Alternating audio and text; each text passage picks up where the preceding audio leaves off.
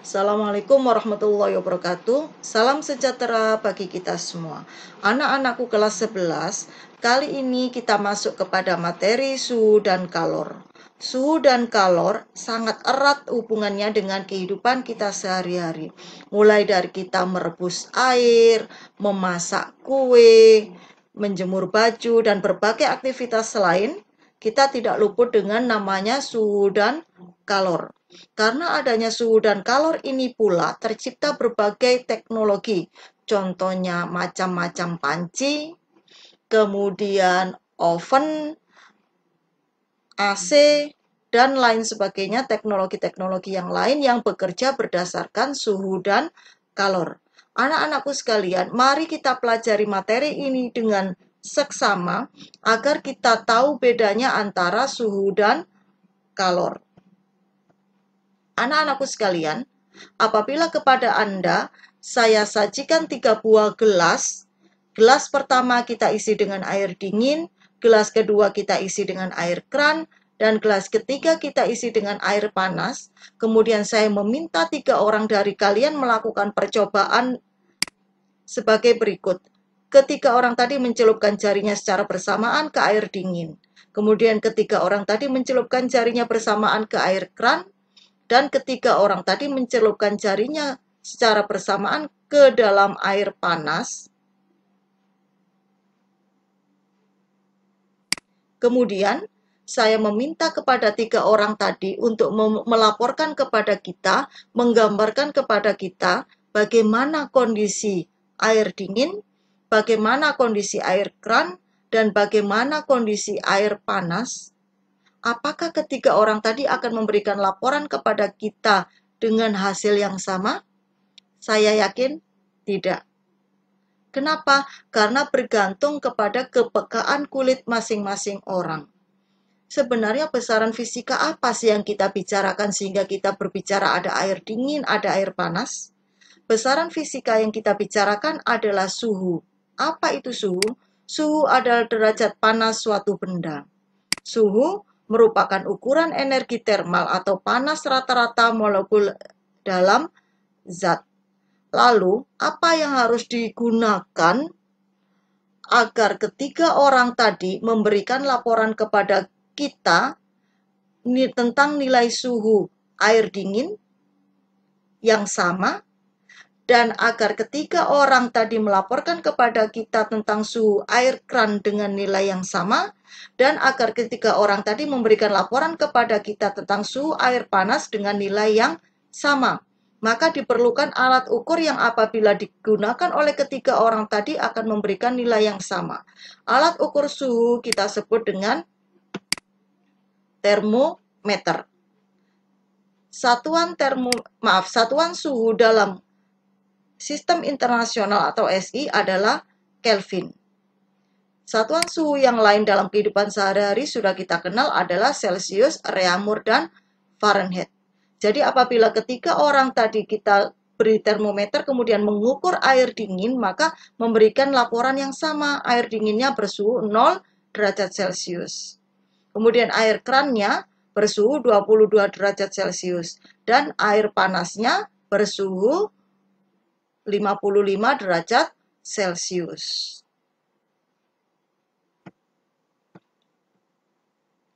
Anak-anakku sekalian, tadi sudah kita bahas bersama bahwa dalam kehidupan sehari-hari, selain skala Kelvin, maka termometer yang sudah kita kenal itu ada termometer berskala Celcius, ada termometer berskala Fahrenheit. Kita bisa mengkonversi atau mencari hubungan antara skala Celcius dengan skala Fahrenheit.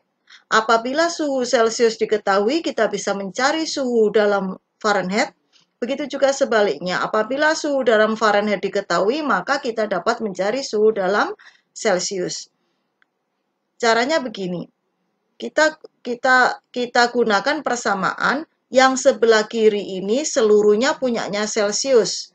Jadi apabila suhu Celcius diketahui, maka TC ini adalah suhu yang terukur oleh termometer Celcius dikurangi tepi bawah termometer Celcius, yaitu pada 0 derajat suhu ketika es mulai membeku. Kemudian dibagi tepi atas termometer Celcius, yaitu suhu di mana air mulai mendidih, yaitu 100 derajat Celcius.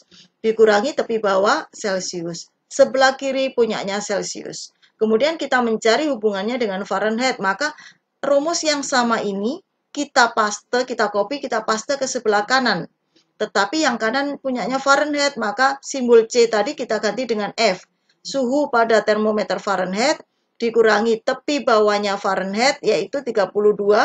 Kemudian tepi atas Fahrenheit adalah 212 dan tepi bawahnya kembali lagi ke 32. Kita masukkan angka TC, TBC-nya adalah 0, TAC-nya adalah 100, kita ganti demikian. Kemudian TF min, tepi bawah Fahrenheit adalah 32, tepi atasnya 212, kita ganti demikian. Sehingga kita peroleh TC per 100 derajat Celcius sama dengan TF min 32 derajat Fahrenheit per 180 derajat Fahrenheit. Jadi TC-nya sama dengan 5 per 9 kali kita kurung TF min 32.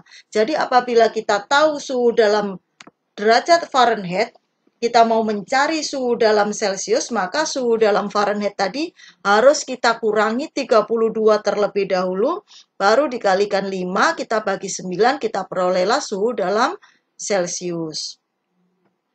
Kemudian sekarang kita mencari hubungan antara skala Celcius dan Reaumur. Maka dengan cara yang sama, suhu dalam Reaumur kemudian dikurangi tepi bawahnya adalah 0 dan tepi atas Reaumur adalah 80. Kita masukkan, kita peroleh hubungan antara Celcius dengan Reaumur. Apabila suhu dalam Reaumur diketahui, mau mencari suhu dalam Celcius, maka suhu dalam Reaumur dikalikan 5 dibagi 4, kita peroleh suhu dalam Celcius. Atau kalau suhu Celcius diketahui, kita mau mencari suhu dalam Reaumur, maka kita balik, TR sama dengan 4 per 5 kali TC. Dengan cara yang sama, kita peroleh hubungan antara Fahrenheit dengan Reaumur. TR sama dengan suhu dalam Reaumur adalah 4 per 9 dikalikan suhu dalam Fahrenheit dikurangi 32. Jadi suhu dalam Fahrenheit dikurangi 32 dulu, baru dikalikan 4 dibagi 9, kita peroleh suhu dalam Reaumur. Tabel berikut diperoleh dengan cara yang sama seperti yang sudah kita bahas tadi. Anak-anakku sekalian, 0 derajat Celcius itu nilainya sama dengan 273 Kelvin. Jadi, apabila kita tahu suhu dalam Celcius mau dijadikan Kelvin, berarti ditambah dengan 273. Dan besaran-besaran ini adalah sama caranya dengan yang sudah kita cari tadi. Kemudian kita masuk ke kalor. Apa itu kalor? Sebelum kita mempelajari lebih lanjut tentang kalor, mari perhatikan video berikut ini.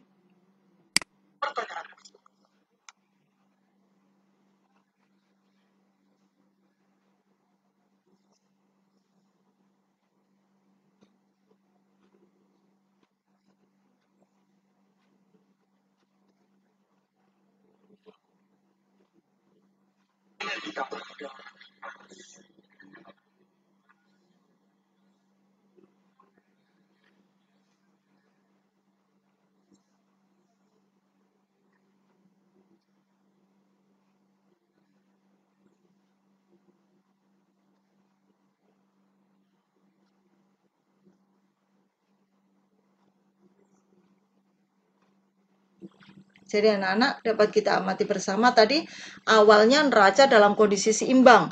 Kemudian neraca sebelah kanan dipanasi, ternyata menjadi lebih berat daripada neraca yang sebelah kiri. Hal ini menunjukkan kepada kita bahwa neraca yang kanan dipanasi, maka yang pertama berubah adalah suhunya. Karena suhunya berubah, maka terdapat energi kalor yang tersimpan di dalamnya. Ternyata dengan bertambahnya energi yang ada di neraca sebelah kanan menyebabkan neraca yang sebelah kanan menjadi lebih berat. Hal ini menunjukkan kepada kita bersama bahwa kalor atau panas itu ternyata mengandung massa. Mari kita lanjutkan dengan video yang kedua.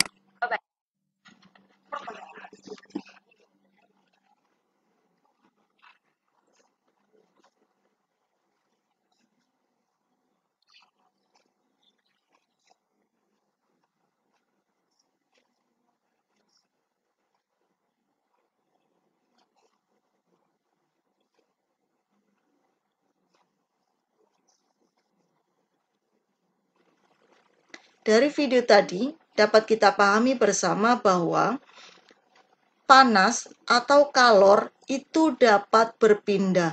Berpindahnya dari mana ke mana? Mari kita lanjutkan pembahasan kita tentang kalor. Mari kita perhatikan video ini terlebih dahulu. Jadi ini ada kacang merah ini kita masukkan ke dalam air. Kemudian ketika kondisinya seimbang, kondisi seimbang pertama, maka kacang tanah ini tenggelam seperti ini. Kemudian kompor dinyalakan. Mari kita amati apa yang terjadi dengan kacang tanah dan air. Lihat, kacang tanah mulai panas. Kacang tanah yang lebih dahulu panas, dia akan menjadi lebih ringan. Dia naik, suhunya berubah lebih dulu. Karena suhunya berubah, maka ada energi kinetik yang tersimpan di dalamnya. Energinya semakin besar, maka kecepatan kacang juga semakin besar. Lihat ketika mendidih, dapat kita amati bersama. Jadi yang pertama berubah adalah suhu tadi. Kemudian ada sesuatu yang berpindah dari kompor ke air dan kacang. Siapa yang berpindah? Yang berpindah itu adalah kalor. Kalor adalah energi yang dipindahkan karena adanya perbedaan suhu. Kemudian, kalor itu mengalir dari benda yang bersuhu lebih tinggi, yaitu kompor, ke benda yang bersuhu lebih rendah. Kalor itu diukur menggunakan kalorimeter. Satuan kalor dalam SI adalah Joule. Satuan lain dari kalor adalah kalori. Jadi jelas tadi dapat kita bedakan ya, kalau suhu adalah derajat panas suatu benda. Suhu tidak dapat merambat atau suhu tidak dapat berpindah. Suhu diukur menggunakan termometer. Satuan suhu dalam SI adalah Kelvin, satuan suhu yang lain bisa Celsius, Fahrenheit, atau Reaumur. Sedangkan kalor adalah bentuk energi atau yang biasa kita kenal dengan panas yang dipindahkan karena adanya perbedaan suhu. Kalor dapat mengalir. Mengalirnya dari mana? Mengalir atau berpindahnya kalor adalah dari benda yang bersuhu lebih tinggi menuju benda yang bersuhu lebih rendah. Kalor diukur menggunakan kalorimeter. Satuan kalor dalam SI adalah Joule, satuan kalor yang lain adalah kalori. Jadi sudah dapat kita bedakan antara suhu dan kalor. Anak-anakku sekalian, kalor itu diperlukan oleh benda untuk dua keadaan. Yang pertama, benda memerlukan kalor itu untuk menaikkan suhu. Karena menaikkan suhu, maka ada perubahan suhu di sini. Ada delta T. Ketika kita memasak antara 1 kilogram air dengan 10 kilogram air, maka kalor yang diperlukan juga akan berbeda jika dikehendaki perubahan suhunya sama. Jadi, kalor yang diperlukan bergantung kepada perubahan suhu yang diinginkan. Kalor yang diperlukan bergantung kepada massa yang dipanaskan, dan kalor yang diperlukan bergantung pada jenis zat yang dipanaskan. Kita memanaskan 1 kilogram air dengan 1 kilogram minyak goreng, maka untuk mencapai suhu yang sama, maka waktu yang diperlukan akan berbeda. Jadi, kalor yang diperlukan untuk menaikkan suhu dirumuskan sebagai Q sama dengan M kali C kali delta T, di mana Q adalah kalor, satuannya dalam SI adalah Joule, satuan lainnya adalah kalori. M adalah massa, satuannya kilogram, C kecil ini adalah kalori jenis, satuannya kal per kilogram derajat Celcius, delta T-nya adalah perubahan suhu. Kemudian, massa dikalikan kalori jenis itu disebut sebagai kapasitas kalor. Jadi, C besar ini adalah M kali C kecil. Kemudian, Q sama dengan M kali C kali delta T boleh kita tuliskan sebagai Q sama dengan C besar kali delta T, di mana C besar adalah kapasitas kalor, satuannya kal per derajat Celcius. C besar ini adalah M kali C kecil. Itu suhu kalor yang diperlukan untuk merubah suhu. Berikutnya, benda memerlukan kalor untuk merubah wujud. Ketika benda memerlukan kalor untuk merubah wujud, maka rumus yang digunakan adalah Q sama dengan M kali L, di mana M-nya adalah massa benda dan L-nya adalah kalor laten. Kemudian, anak-anakku sekalian, yang harus dipegang prinsipnya adalah apabila benda itu naik suhunya atau berubah suhunya, maka wujud bendanya pasti tetap. Apabila benda memerlukan kalor untuk merubah wujud, maka suhunya akan tetap. Jadi apabila benda itu berubah wujudnya, maka suhunya di sini akan tetap. Sehingga rumus kalornya ini. Tapi apabila benda itu menaikkan suhunya, maka wujud bendanya akan tetap. Kalian sudah pernah belajar di SMP bahwa wujud benda ada 3, ada benda cair, benda padat, dan benda gas. Kemudian perubahannya, benda cair ketika berubah menjadi gas, maka prosesnya dinamakan menguap. Kemudian benda padat berubah menjadi cair, maka prosesnya disebut mencair, dan seterusnya. Proses ini sudah kalian kenal waktu di SMP, bahkan mungkin di SD. Kemudian, anak-anakku sekalian, tadi sudah kita bahas bahwa kita memanaskan antara 1 kg minyak goreng dengan memanaskan 1 kg air untuk kenaikan suhu yang sama, maka kita memerlukan kalor yang berbeda. Kenapa? Karena bergantung pada jenis zat. Suhu itu akan naik jika dipanaskan dan akan turun jika didinginkan. Sekali lagi, suhu tidak bisa berpindah. Yang bisa berpindah adalah kalor. Kemudian kali ini kita memiliki 6 buah batang logam yang ukurannya dari pusat ini panjangnya sama semua. Kemudian di ujung logam ini nantinya diletakkan margarin. Kemudian pada bagian tengahnya dipanaskan pada api yang sama. Kita lihat apa yang terjadi pada margarin di ujung setiap logam. Jadi logam yang kita punya adalah aluminium, kemudian kuningan, besi, kemudian nikel, tembaga, dan baja. Kita lihat dipanaskan pada bagian tengah. Lihat yang pertama lepas adalah dari aluminium, kemudian dari kuningan, disusul besi, kemudian nikel, dan baja.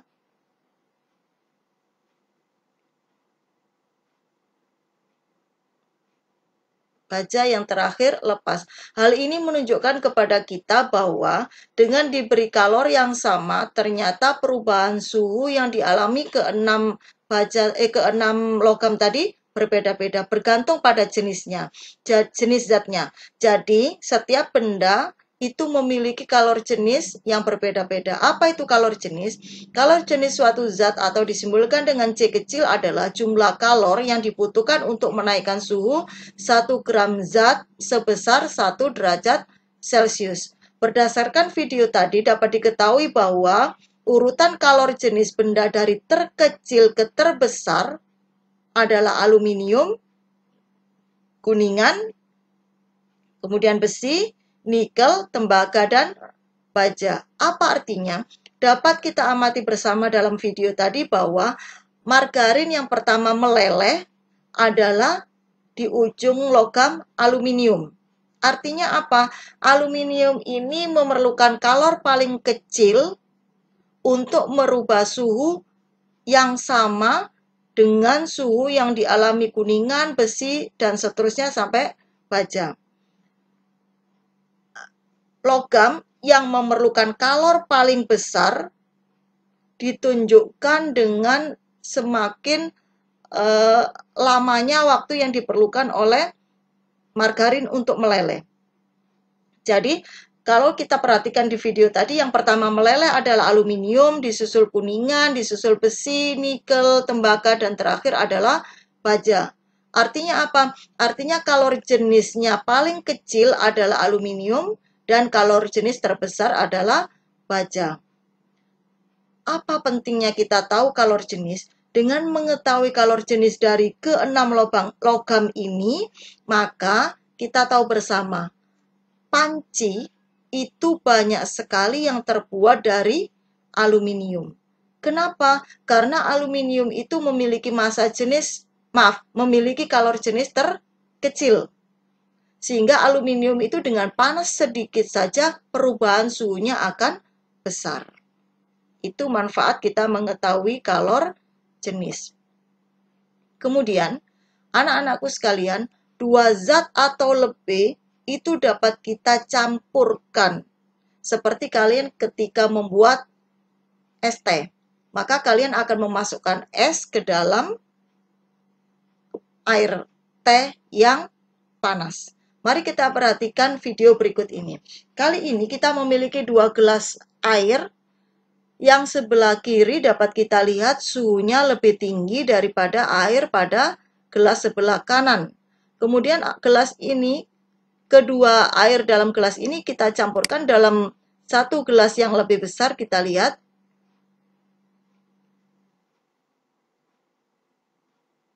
Kita lihat air yang dari yang kiri tadi, gerakan partikelnya lebih cepat karena suhunya tinggi. Kemudian setelah dicampur dia suhunya yang dari gelas kiri tadi turun, suhu yang dari gelas kanan akan naik. Dan suhu ini ketika mencapai keseimbangan termal, maka proses perpindahan kalorinya juga berhenti. Jadi, pada pencampuran dua zat, banyak kalori yang dilepas oleh benda yang bersuhu lebih tinggi itu sama besar dengan banyaknya kalori yang diterima oleh benda yang bersuhu lebih rendah. Sehingga dapat kita tuliskan secara matematis, Q lepas sama dengan Q serap. Siapa yang melepas kalori? Yaitu benda yang suhunya lebih tinggi. Siapa yang menyerap kalori? Yaitu benda yang suhunya lebih rendah. Q lepas sama dengan Q serap. Persamaan ini dikenal dengan asas Planck. Sekali lagi, kalori akan berpindah dari benda bersuhu lebih tinggi menuju benda yang bersuhu lebih rendah. Benda yang suhunya tinggi akan melepas kalori, benda yang suhunya lebih rendah akan menyerap kalori. Dan proses perpindahan kalori ini akan berhenti apabila sudah tercapai keseimbangan termal. Artinya apa? Artinya suhu dari benda-benda yang kita campurkan tadi mencapai suhu yang sama. Mari kita terapkan apa yang sudah kita peroleh tadi untuk menyelesaikan beberapa soal berikut ini. Soal pertama, sebuah termometer X itu telah ditera dan menunjukkan angka min 30 derajat pada titik beku air dan 90 derajat pada titik didih air. Apabila suhu 60 derajat X itu terbaca pada termometer X, maka suhu itu menunjukkan berapakah ketika termometer yang kita gunakan adalah skalanya Celcius. Jadi dari soal disebutkan bahwa suhu yang terukur oleh termometer X adalah 60 derajat X. Kemudian tepi bawah termometer X, maaf ini harusnya TPX ya. Tepi bawah termometer X adalah min 30 derajat X, sedangkan tepi atasnya adalah 90 derajat X. Sekali lagi ini harusnya TPX. Soal menghendaki 60 derajat X ini berapa derajat Celcius? Maka kita harus mengkonversi atau mencari hubungan antara skala termometer X dengan skala termometer Celcius. Kita mengkonversi atau mencari hubungan antara skala Celcius dengan termometer skala X. Dengan cara yang sama tadi, sebelah kiri miliknya Celcius, sebelah kanan punyanya termometer X. Di soal disebutkan bahwa TX-nya adalah 60 derajat X, kemudian TPX-nya, ini TPX, yaitu tepi bawah ketika air membeku adalah min 30 derajat X, kemudian tepi atasnya ketika air mendidih adalah 90 derajat X, TPX-nya min 30. Kemudian TC per 160 min 30 berarti 90. 90 min 30 berarti 120 derajat X hilang, kemudian TC-nya 100 derajat. C ini lari ke kanan sehingga kita peroleh TC-nya sama dengan 75 derajat Celcius. Apa artinya? Artinya 60 derajat X ini nilainya sama dengan 75 derajat Celcius. Maksudnya begini, apabila kita punya satu zat, kita taruh di dalam gelas misalkan, kemudian kita masukkan dua termometer, yang satu berskala X dengan kondisi seperti ini, yang satu termometer Celcius kita masukkan bersamaan, maka yang termometer X tadi itu akan menunjukkan skala 60 derajat X, yang termometer Celcius akan menunjukkan skala 75 derajat Celcius. Jadi dapat dikatakan 60 derajat X ini nilainya sama dengan 75 derajat Celcius. Jadi jawabannya adalah D. Soal nomor 2. Berikut data kalor jenis dari 4 zat padat. Ada aluminium, tungsten, tembaga, perak dengan kalor jenis seperti pada tabel berikut ini. Keempat zat padat dengan massa yang sama diberi kalor juga dalam jumlah yang sama. Urutan zat yang mengalami kenaikan suhu dari tertinggi ke terendah adalah, kita tahu bersama, aluminium, tungsten, tembaga, perak memiliki kalor jenis berbeda.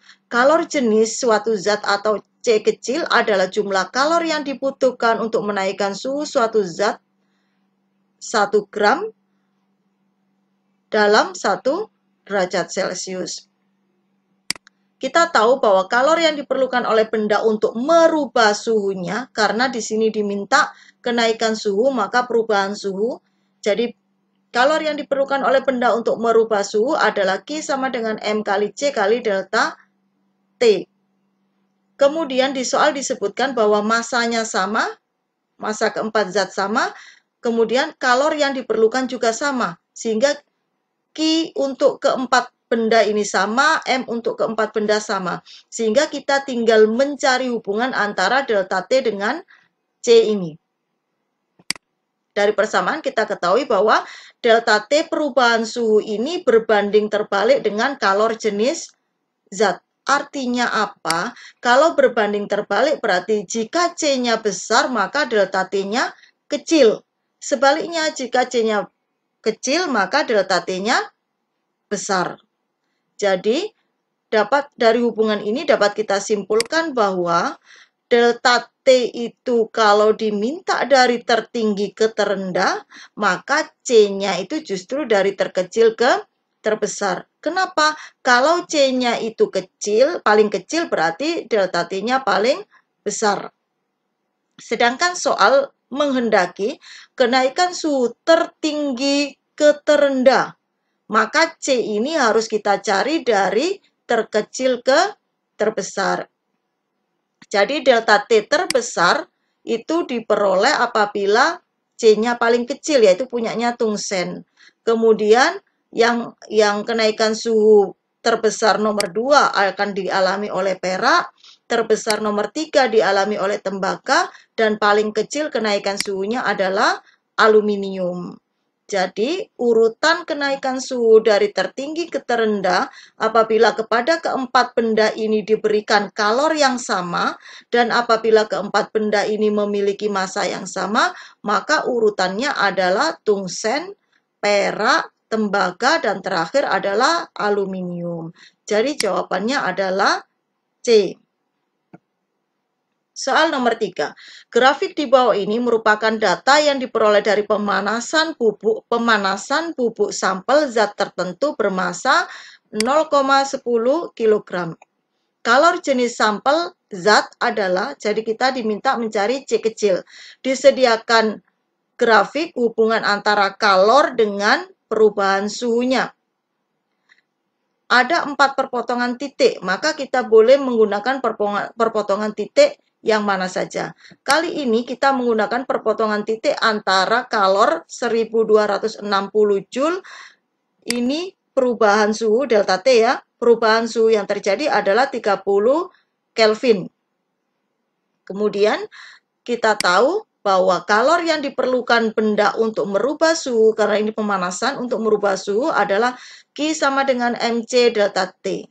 Sekali lagi, kalau terjadi perubahan suhu, maka wujud benda adalah tetap. Kemudian kita mencari C, karena soal mencari kalor jenis. Jadi C akan sama dengan Q per M kali delta T. Kita tadi mencari perpotongan, pakai perpotongan, kalornya 1260 Joule, kemudian masanya 0,1 kg, dan perpotongannya di sini delta T-nya adalah 30 Kelvin. Kita masukkan, kita peroleh bahwa kalor jenis sampel zat adalah bernilai 420 Joule per kilogram Kelvin atau sama dengan 420 Joule kilogram pangkat min 1 Kelvin pangkat min 1. Jawabannya adalah B. Baik anak-anak, sekarang kita sampai di soal nomor 4. Alkohol yang suhunya 0 derajat Celcius bermassa 1 kg dipanaskan pada suatu pemanas. Grafik perubahan suhu terhadap kalor diberikan oleh gambar di bawah ini. Kalor yang dibutuhkan oleh alkohol dari keadaan suhu 0 derajat Celcius sampai mencapai suhu 78 derajat Celcius dan seluruhnya telah berubah wujud adalah kalor jenis alkohol 2400 Joule per kilogram derajat Celcius. Kalor uap alkohol adalah 2,1 kali 10 pangkat 5 Joule per kilogram. Anak-anakku sekalian, mari kita bawa narasi ini, soal dalam bentuk narasi ini ke dalam gambar. Kita lihat, alkohol dari suhu 0 derajat Celcius itu diberikan kalor sehingga suhunya naik menjadi 78 derajat Celcius. Apa artinya? Kalor yang pertama diperlukan oleh alkohol itu untuk menaikkan suhu. Sehingga rumusnya Q sama dengan M kali C kali delta T. Ketika naik suhunya maka wujudnya tetap cair. Kemudian alkohol tetap diberikan kalor, tetap dipanaskan, maka kalor yang digunakan oleh alkohol sekarang adalah untuk merubah wujud karena suhunya tetap. Lihat grafik, suhunya tetap. Maka kalor yang diperlukan adalah untuk merubah wujud dari cair menjadi uap. Maka ketika terjadi perubahan wujud, suhunya tetap, kalor yang diperlukan adalah sama dengan M kali L, massa kali kalor laten. Sekali lagi, kalau benda itu merubah suhunya atau untuk berubah suhu, maka wujudnya tetap. Kalau benda itu terjadi perubahan wujud, maka suhunya adalah tetap. Jadi kalor yang diperlukan oleh alkohol adalah, kalor totalnya adalah mc delta T digunakan untuk merubah suhu, ditambah M kali L digunakan untuk merubah wujud. Kemudian kita masukkan angka, M-nya adalah 1 kg, kalor jenisnya adalah 2400 Joule per kilogram derajat Celcius, kemudian delta T-nya adalah dari 0 ke 78, berarti delta T-nya adalah 78 min 0 atau 78 derajat Celcius. Plus masanya adalah 1 kg, kalor uapnya adalah 2,1 kali 10 pangkat 5 Joule per kilogram. Jadi, kalor yang diperlukan oleh alkohol untuk naik suhu adalah 187.200 Joule. Kalor yang diperlukan untuk merubah wujud adalah 210.000 Joule. Sehingga kalor total yang diperlukan oleh alkohol untuk berubah dari 0 derajat Celcius dalam wujud cair menjadi 78 derajat Celcius dalam wujud gas adalah 397.200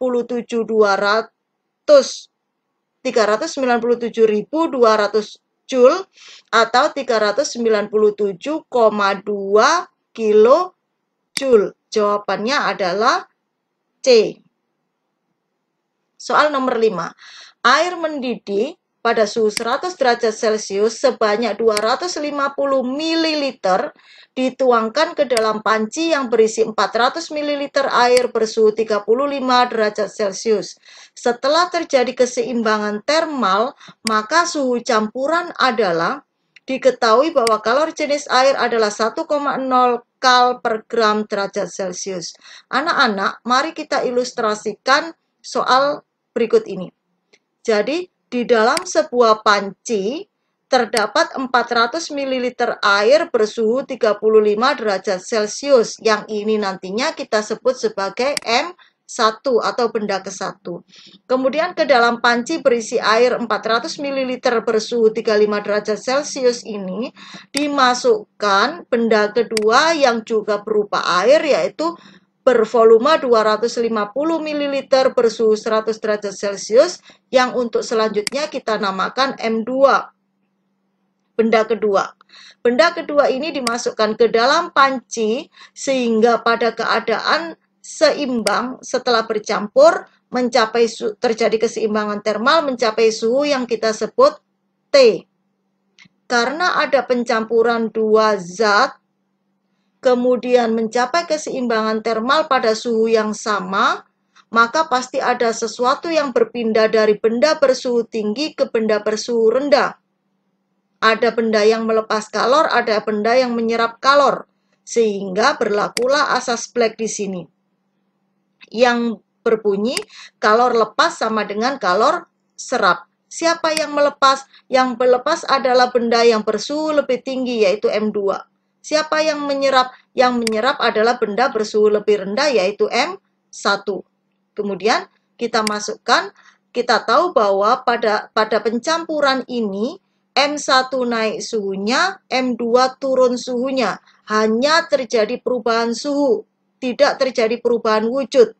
Maka Ki lepas maupun Ki serap, rumus yang dipakai adalah MC delta T.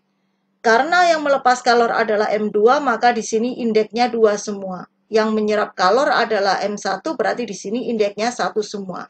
Karena bendanya ke-1 dan benda kedua sama-sama air, berarti C-nya sama, bisa kita coret. Kemudian di soal tidak disebutkan massa, tetapi disebutkan volume.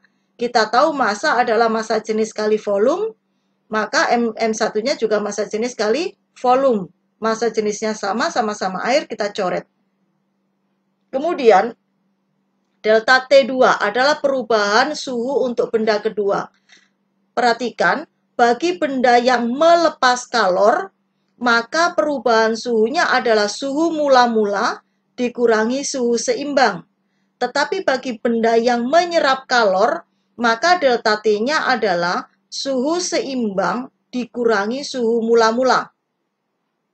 Kita masukkan, V2-nya adalah 200 ml, kemudian suhu awal untuk benda yang melepas kalor adalah 100 derajat Celcius, kurangi suhu seimbangnya. Kemudian V1 untuk benda yang menyerap kalor adalah 400 ml. Kemudian delta T untuk yang menyerap kalor berarti suhu seimbang dikurangi suhu mula-mula, yaitu T-35 derajat Celcius. Kita kecilkan, kita peroleh 5 kurung 100 derajat Celcius min T sama dengan 8 kali T min 35. 500 min derajat Celcius min 5T sama dengan 8T min 280 derajat Celcius. 35 kali 8, 280.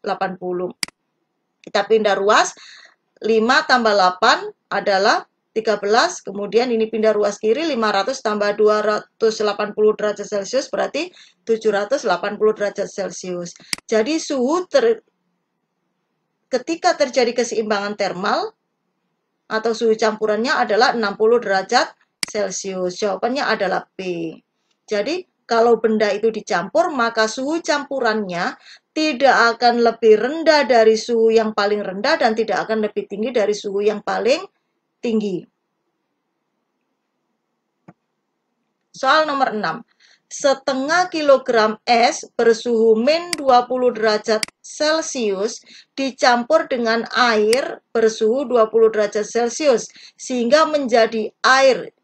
Ingat, sehingga menjadi air seluruhnya pada suhu 0 derajat Celcius. Jika kalor jenis es adalah 0,5 kal per gram derajat Celcius, sedangkan kalori lebur es adalah 80 kal per gram, maka kalori jenis air adalah 1 kal per gram derajat Celcius, maka massa air mula-mula adalah, anak-anakku sekalian, ditanyakan massa air mula-mula.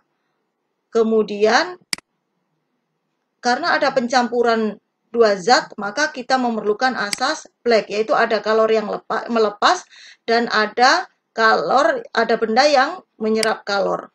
Kemudian kita lihat siapa yang melepas kalor. Yang melepas kalor adalah benda bersuhu lebih tinggi. Kali ini adalah air.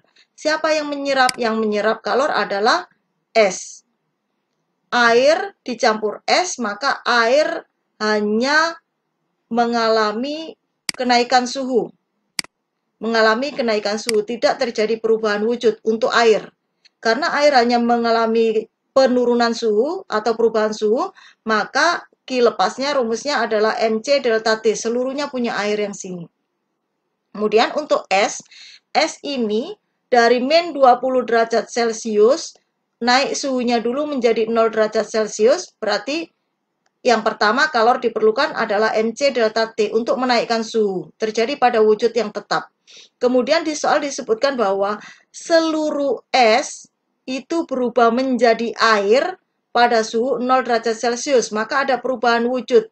Jadi kalor yang diperlukan oleh es kedua digunakan untuk merubah wujud, yaitu MS kali L. Kita masukkan angkanya, massa air itu yang ditanyakan soal, kemudian kalori jenis air adalah 1 kal per gram derajat Celcius, kita masukkan. Karena air adalah melepas kalor, maka delta T-nya adalah T mula-mula dikurangi suhu seimbang. Kenapa suhu seimbangnya 0? Karena di soal disebutkan berakhir menjadi air seluruhnya pada suhu 0 derajat Celcius, sehingga suhu seimbangnya adalah 0 derajat Celcius. Sama dengan massa es adalah 500 gram, setengah kilo. Kemudian CS-nya adalah 0,5 kal per gram derajat Celcius. Kemudian delta TS-nya adalah kalor S-nya. S-nya itu sebelum melepur, dia naik suhu dulu dari min 20 menjadi 0. Maka delta T-nya adalah suhu seimbang dikurangi suhu mula-mula. Min 20, karena ini min 20. Plus massa S-nya adalah 500 gram, kalor lepurnya adalah 80 kal per gram. Kita masukkan angka, kita hitung, kita peroleh M air kali 20 kal per gram sama dengan 500 kal plus 40.000 kal. Kita bagi, ini kita jumlahkan, M air kali 20 kal per gram sama dengan 45.000 kal. Sehingga M air adalah 2.250 gram atau 2,25 kilogram. Jawabannya adalah B. Anak-anakku, itu tadi apa yang sudah kita bahas tentang suhu, perbedaan suhu dan kalor. Mari kita simpulkan bersama lagi. Suhu adalah derajat panas suatu benda. Suhu tidak dapat berpindah. Suhu akan naik apabila dipanaskan dan suhu akan turun apabila didinginkan. Suhu diukur dengan termometer, satuan suhu dalam SI adalah Kelvin, satuan suhu yang lainnya adalah bisa Celsius, Fahrenheit, dan Reaumur. Kita dapat mengkonversi dari satu suhu berskala tertentu ke suhu berskala yang lain. Kalor. Kalor adalah energi yang disimpan dalam benda karena perbedaan suhu. Kalor dapat berpindah dari benda bersuhu lebih tinggi ke benda bersuhu lebih rendah. Kalor diukur dengan kalorimeter. Satuan kalor adalah dalam SI adalah joule. Satuan kalor yang lain adalah kalori. Kemudian, kalor itu diperlukan oleh benda untuk merubah suhu. Maka rumus yang digunakan adalah Q sama dengan MC delta T. Ketika terjadi perubahan suhu, maka wujud benda tetap. Kemudian, Kalor juga dapat diperlukan oleh benda untuk merubah wujud dengan rumus Q sama dengan M kali L. Ketika terjadi perubahan wujud, maka suhu benda adalah tetap. Kemudian, apabila dua atau lebih benda dicampur, maka akan terjadi keseimbangan termal sehingga dua campuran zat tadi akan mencapai suhu yang sama. Ada kalor yang dilepas oleh benda yang bersuhu lebih tinggi akan diserap oleh benda yang bersuhu lebih rendah. Demikian anak-anak, apa yang kita bahas tentang suhu dan kalor. Semoga bermanfaat.